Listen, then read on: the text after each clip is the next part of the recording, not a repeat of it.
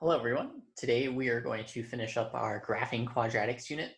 First we're going to look at standard form, and then finally we're going to look at some word problems that you might encounter with quadratics. To start off, we have a standard form quadratic here, y equals x squared plus 2x minus 3. We're told first to factor this equation and then graph it.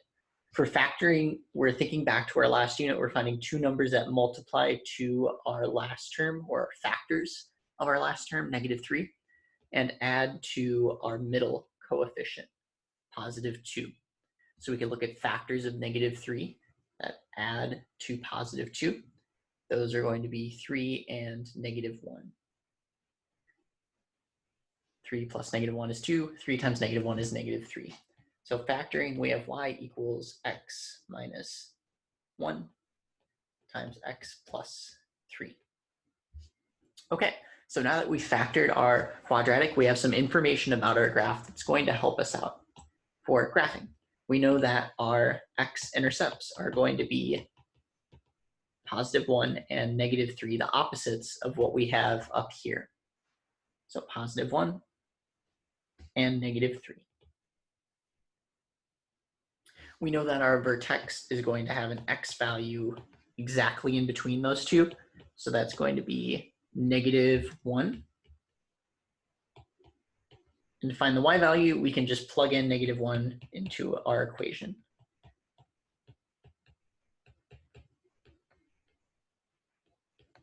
So here we end up with -2 times +2, which is -4. So -1, -4. Finally, we could also try 0 and -2. We would end up with -3 for our y values for both of those. So our graph looks something like this. Okay, so here's an example of how we can graph a standard form quadratic. Next up, we're going to look at some word problems. First, we're given a description of a quadratic relationship, and we're being asked to write the equation in a specific form. So here we're told that the x-intercepts are 2, 0, and 4, 0. The minimum is y equals -1. And again, we're writing in standard form. So we have some information. We have the x-intercepts. We know that the vertex is where the minimum is. So the y value of the vertex is -1. We know that the x value of the vertex is exactly in between our x-intercepts, 2 and 4. So exactly in between 2 and 4, we have 3. So we also know our vertex here is 3, -1. Okay, so we could try a couple of different things here. We could try and write it in vertex form or in factored form. For this problem, let's try factored form. Y equals x minus 2 times x minus 4. So this is our factored form because it's the opposites of these two numbers, so +2 and +4. And one thing to watch out for is we do have this a value in front. So we want to make sure that we find out what that a value is equal to. We can do this by plugging in two values that we know, an x and y value that we already know. For example, we know that 3, -1 works out. So we can plug in -1 for y, 3 for x, and then simplify to find out what that a value is equal to.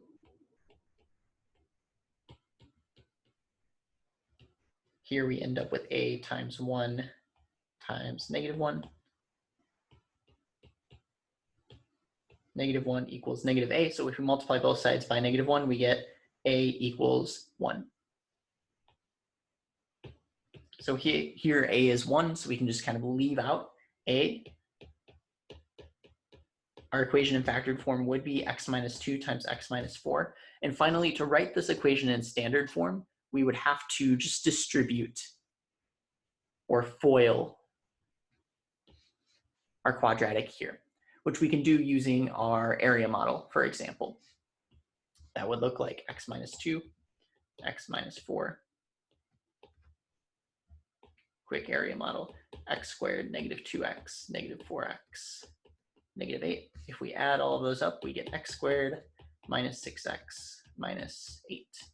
for our equation. So this is our final answer for letter A, x squared minus 6x minus 8. Our second example problem is looking at the vertex. So the vertex is 3, 0, and the y-intercept is 0, 9. We're being asked to write this in factored form here. Okay, so to start off, we're given the vertex 3, 0, and we're given the y-intercept. So we can use vertex form to help us out here. Y equals a times x minus h squared plus k. We know that the vertex has an x value of 3. So h is 3. We know that the y value of the vertex is 0. And we're given the y-intercept. So we're given a point where we know the x value and we know the y value. So y equals a. Again, we want to watch out for that a. So we're going to plug in an x value and a y value that we know. So when y is 9, x is 0. And then we can simplify to find out what that a value is equal to.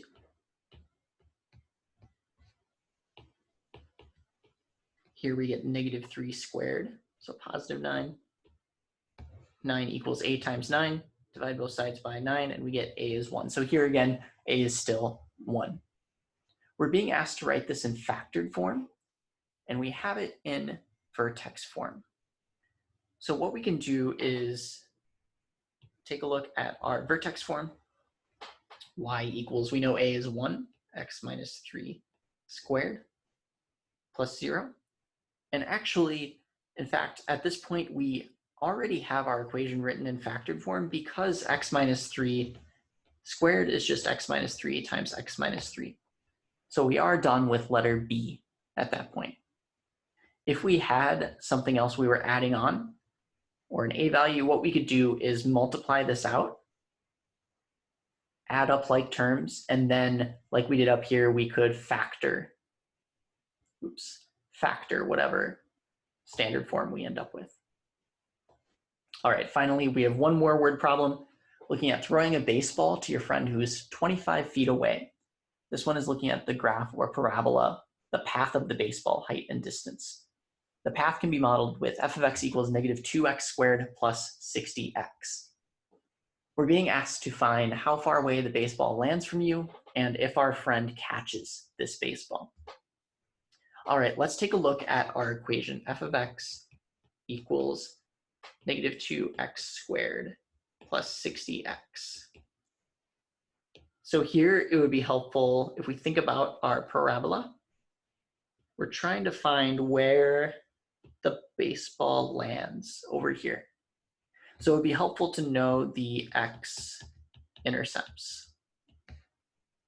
In other words, it would be helpful to know the factored form of this equation.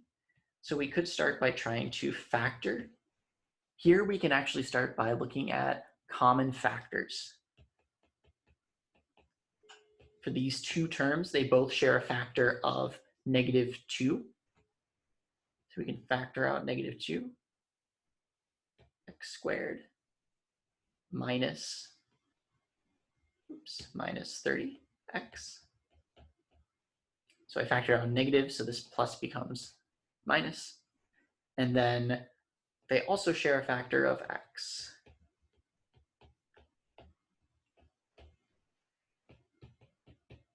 Okay, so here we have factored form, negative 2x times x minus 30. In this case, the two zeros are going to be, well, 0, 0. The two x-intercepts, sorry, are 0, 0. And then our other x-intercept is the opposite of what we have over here. So our x-intercepts are 0, 0 and positive 30, 0. So that means the ball lands at positive 30 feet away. So 30 feet away from you.